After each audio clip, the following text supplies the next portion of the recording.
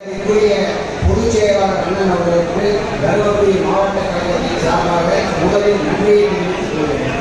எதுக்காகனா நீண்ட நாள் கழித்து நம்முடைய மாவட்ட கழக ஆலோசனை கூட்டம் நிறைய நாள் கழிச்சு அதுக்கு முதல பொதுச் செயலாளர் அவர்கள் ஆணையிட்டார். அந்த ஆணையத்தின் அடிப்படையில் இப்போது இந்த மண்டலத்தில் கூட்டம் நடைபெற்றுக் கொண்டிருக்கிறது. மரியாதைக்குரிய மாவட்ட கழக செயலாளர்களுக்கு மீண்டும் ஒரு முறை நன்றி சொல்கிறேன். இந்த கூட்டத்தின் வாயிலாக 1972 புரட்சித் தலைவர் மரியாதைக்குரிய மக்கள் திலகம் மன்னாதி மன்னன் இந்த 72 இந்த கட்சியை உருவாக்கினார். இந்த கலைனாவே அத்தனை பேருக்கு ஒரு மரியாதை. ஏன் இந்த மரியாதைன்னா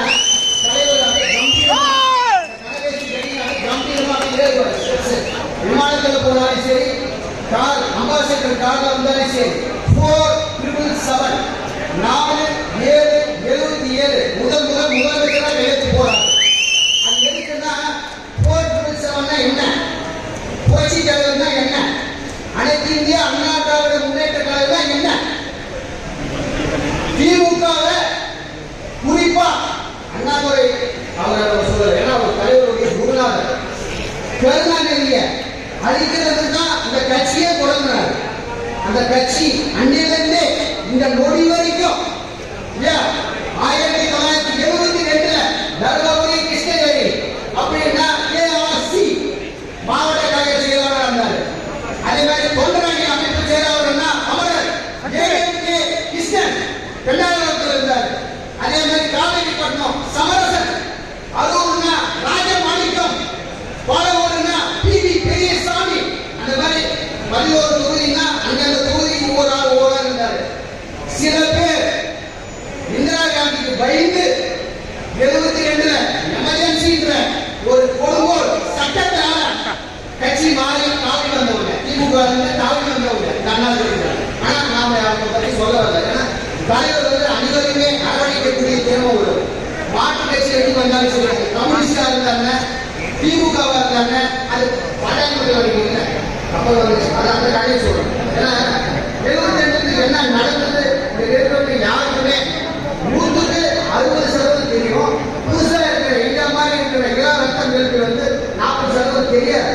அது தெளிவுபடுத்தினா ஒரு 5 நிமிஷம் மரியாதைக்குரிய மாவட்ட கழக செயலர் அண்ணனுக்கும் முன்னாள் நகர கழக செயலர் அண்ணனுக்கும் டிஸ்டர்ப் பண்ணாம ஒரு 5 நிமிஷம் கிளீனா பேசலாம். ஏன்னா இந்த கூட்டத்தினுடைய நோக்கம் என்ன, கட்சியுடைய வளர்ச்சி.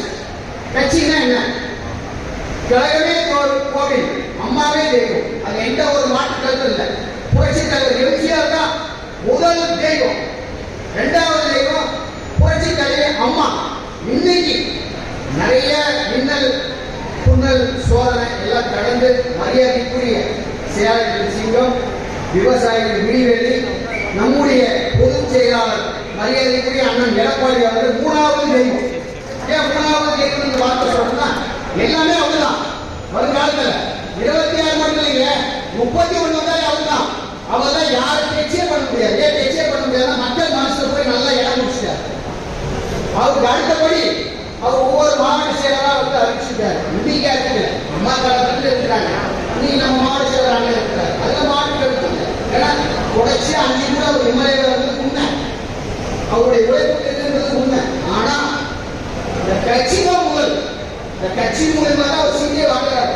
அவர் எப்ப சீட் வாங்குறாரு, அண்ணன் எப்ப கட்சிக்கு வந்தாருன்னு நான் கேட்கறது. ஏன்னா அவர் அண்ணன் 96 அன்னைக்கு பாலவோடு தொகுதியா இருக்கு. கோபாலன் அம்மா வேட்பாளராக கொடுத்தாங்க. பெண்ணாரத்துல டிஆர் அம்பாளுக்கு வேட்பாளராக கொடுத்தாங்க. அம்மா பருவூர்ல நின்னாங்க.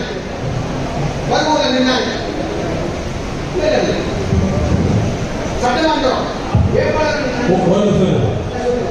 96 கட்சி வந்து பாத்தீங்கன்னா கதையெல்லாம் பார்க்கக்கூடாது. கோவம் மாதப்பம் இருக்கிறாரு. 89 அவர் சேவலுக்கு வேலை செஞ்சதா இல்லைன்னு அவர் சொல்லிட்டோம்.